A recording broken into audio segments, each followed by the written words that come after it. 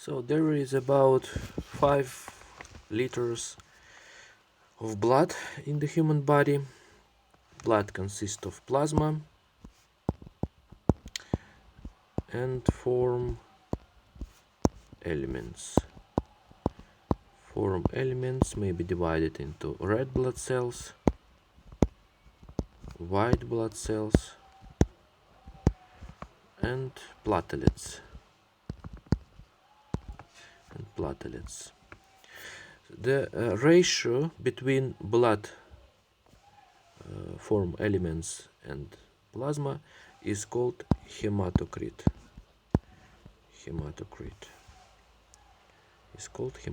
Is about 0.4, 0.45 is normal value. The plasma without fibrinogen is called serum.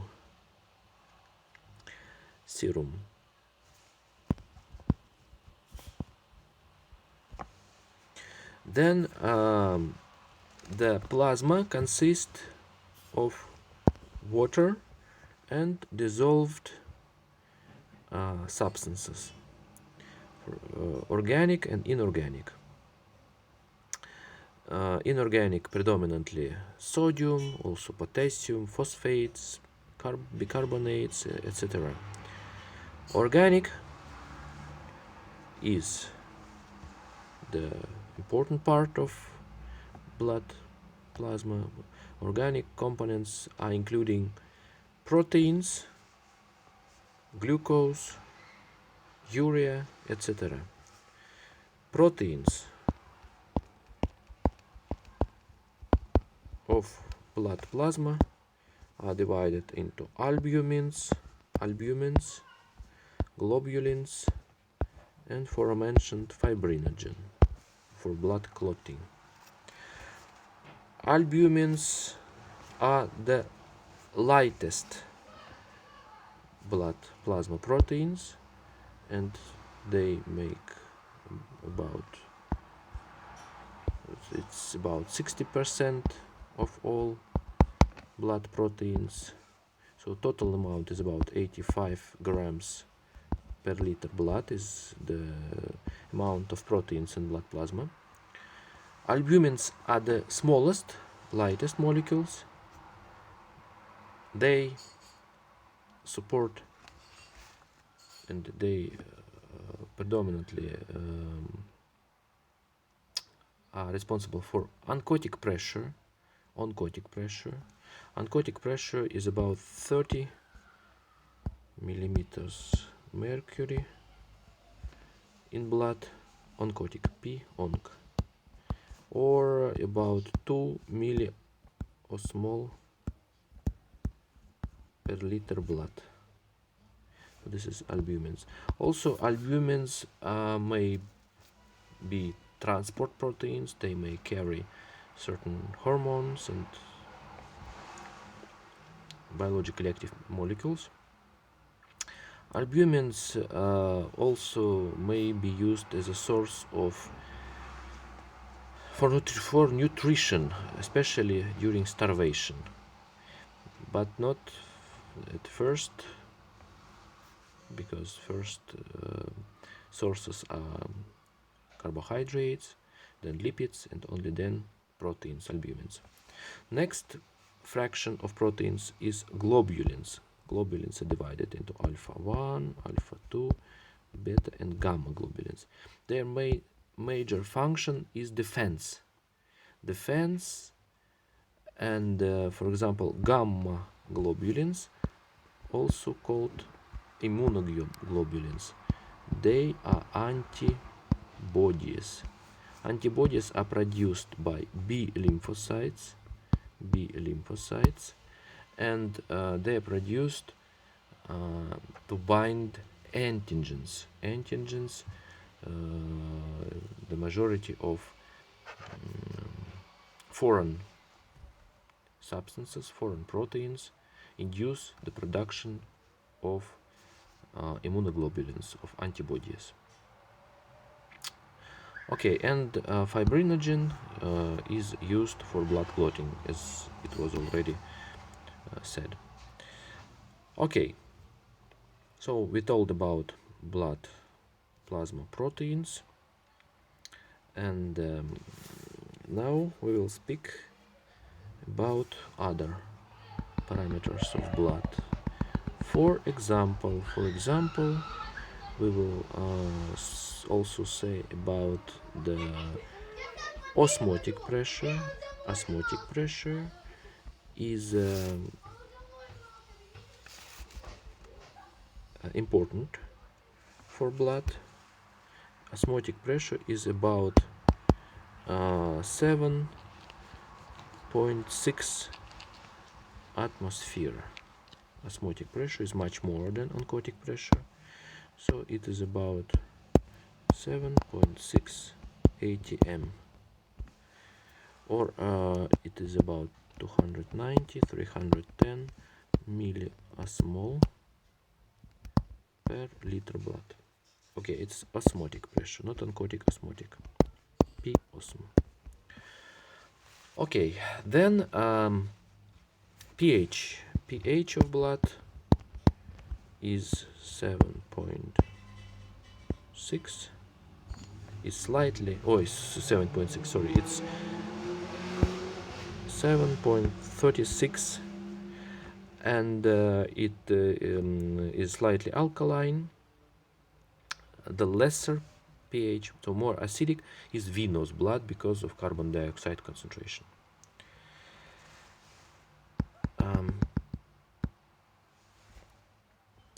Form elements of the blood. We start with red blood cells. Red blood cells. Their count is about 4.5, 5.5 millions per 1 microliter of blood. Per 1 microliter, millions. Per 1 microliter of blood. So majority of all cells of blood, of all form elements, of course, are red blood cells. They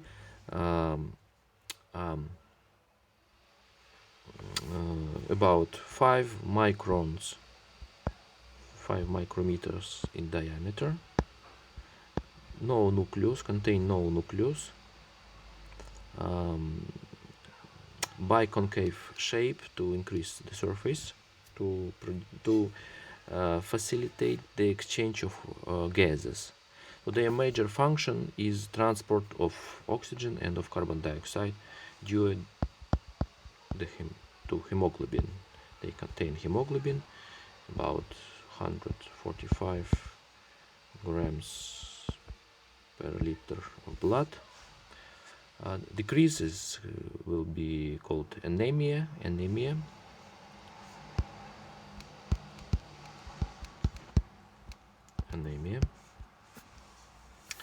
And a very important thing is the erythrocyte sedimentation rate. So to make this test, the blood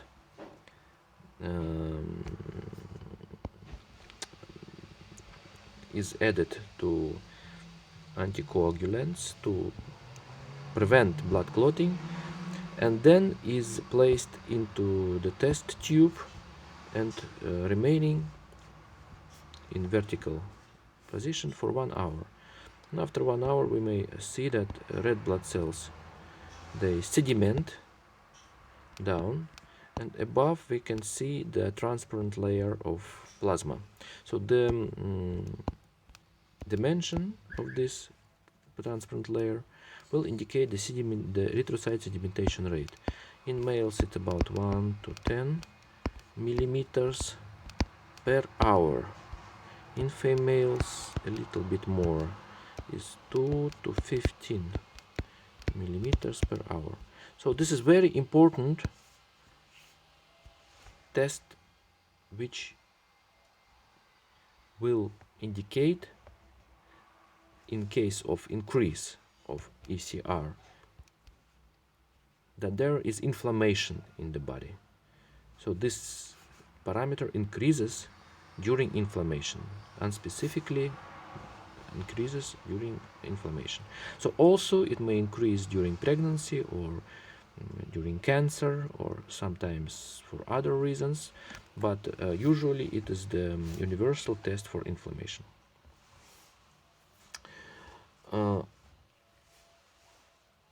Also, the usual test that indicates the inflammation in the body is the number of leukocytes, leukocyte count, or white blood cells count. The normal value for white blood cells is less than red blood cells and is about 4 to 9 thousandths per 1 microliter of blood. So normal value is about, for white blood cells,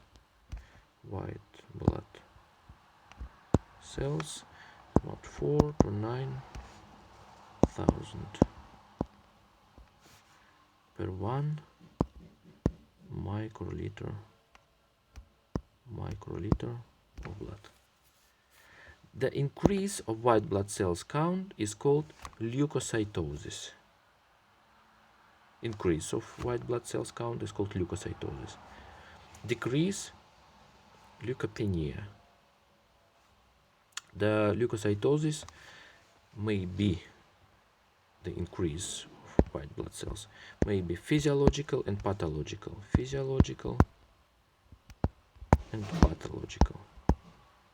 So pathological leukocytosis happens during inflammation, so it is also the universal sign of inflammation.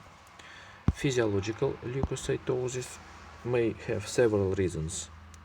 For example, during pregnancy,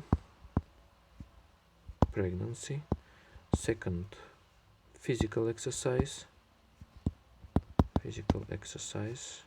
third, after the consumption of food. That's why the blood test is usually produced in the morning, and person should not have breakfast, start starving. So after food, it is called alimentary leukocytosis. They're called physiological. So there is the possibility to distinguish both types of leukocytosis.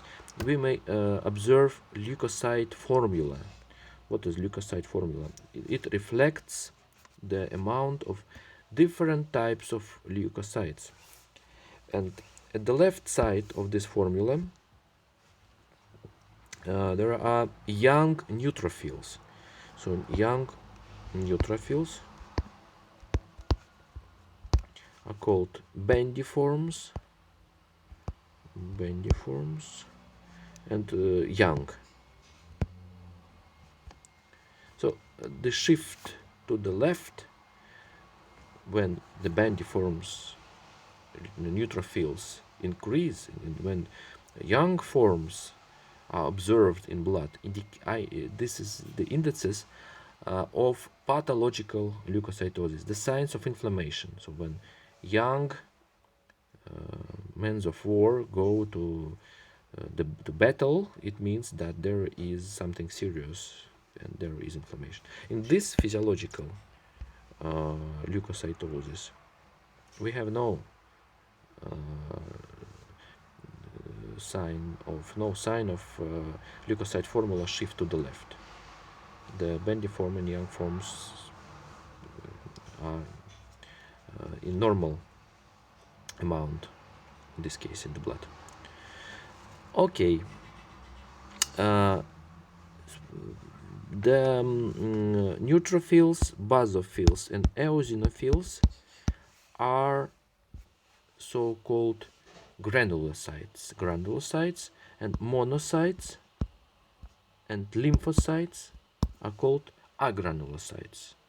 We should also remind that eosinophils count increases in two cases: allergic processes, for example, bronchial asthma, so allergy, and second is in the case of worm, so invasions of parasites. Okay, and monocytes are macrophages, and lymphocytes are divided into B and T cells.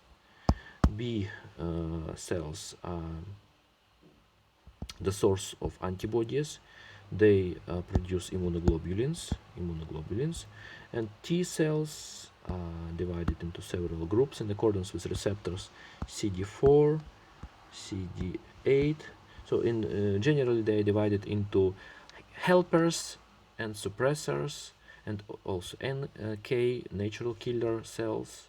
So they are responsible for modulation of immune response and for attenuation of immune reactions. Okay.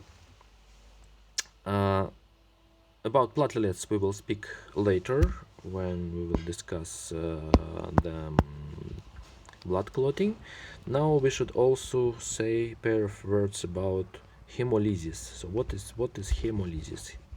The destruction of blood form elements, destruction of erythrocytes predominantly. So haemolysis may be divided into several types. Haemolysis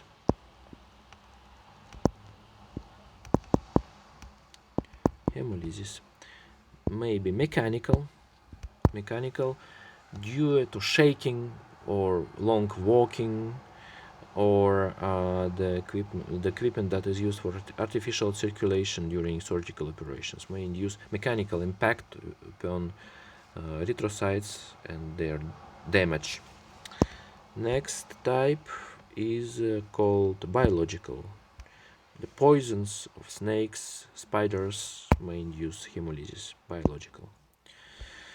Next one will be called chemical, due to strong alkaline or strong acid impact. Next type will be called thermal. Thermal due to, for example, freezing.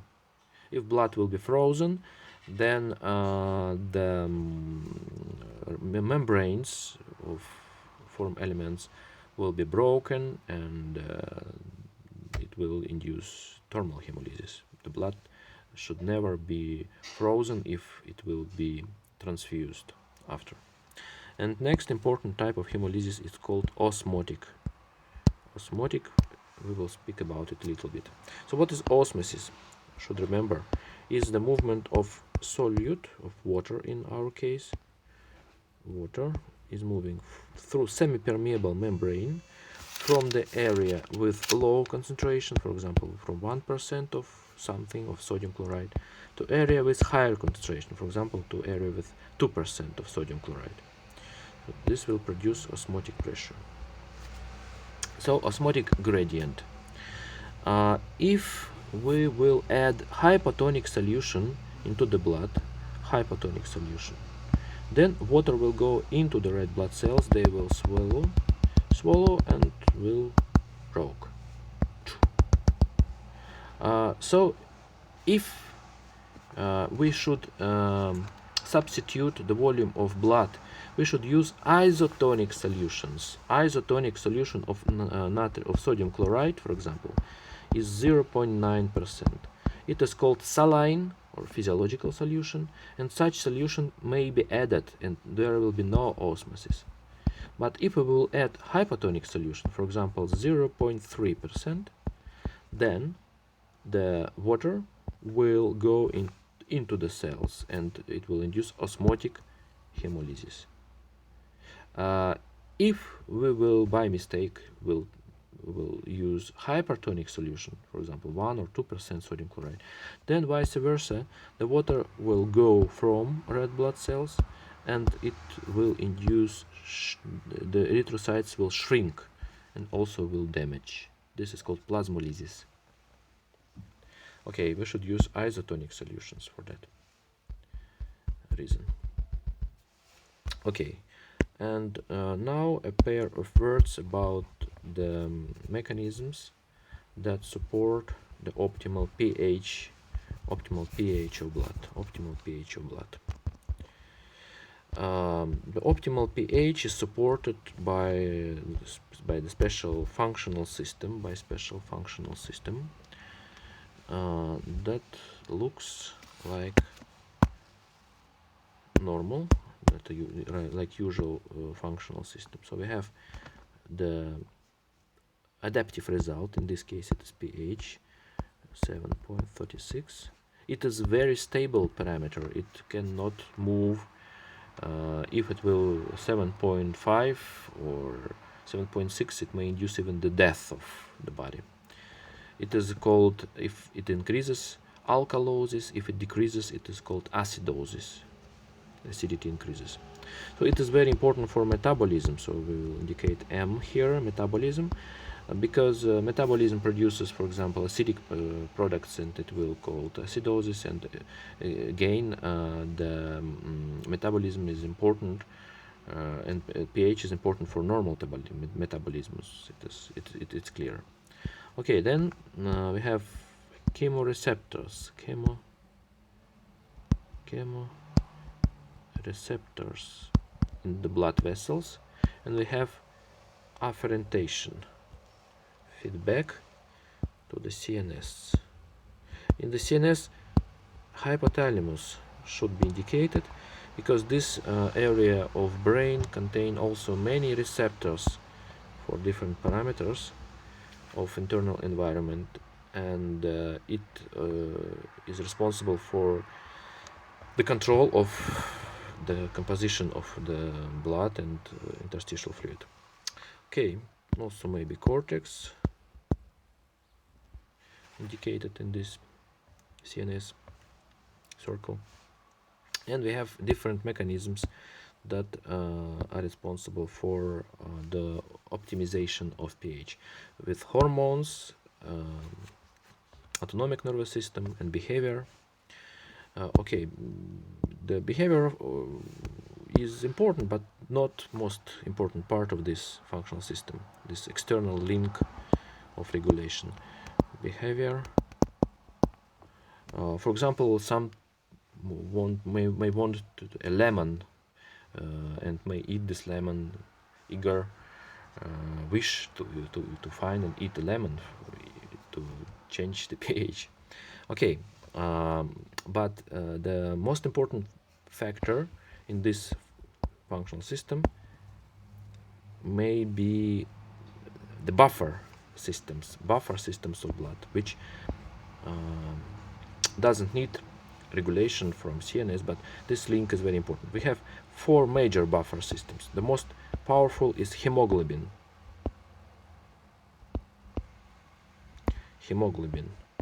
buffer system. Then we have carbonate with carbonic acid, phosphate, and we have protein buffer system. So buffer system, each buffer system consists of weak acid and the salt of weak acid and strong base. It can be explained very easily. It stabilizes the pH. Then we can also draw in this functional system kidneys, because they also may stabilize pH by excretion of acidic or alkaline products. Gastrointestinal tract, which also may be used for stabilization of pH. Respiration, very important. Respiration. For example, if person will respire frequently, it will induce alkalosis, respiration alkalosis, because CO2 will be washed from the blood, eliminated, and pH will increase. So respiration is very important thing for it. Sweat glands, sweating, and some other mechanisms together is working to keep pH at a very stable and very precise level that is very important for survival.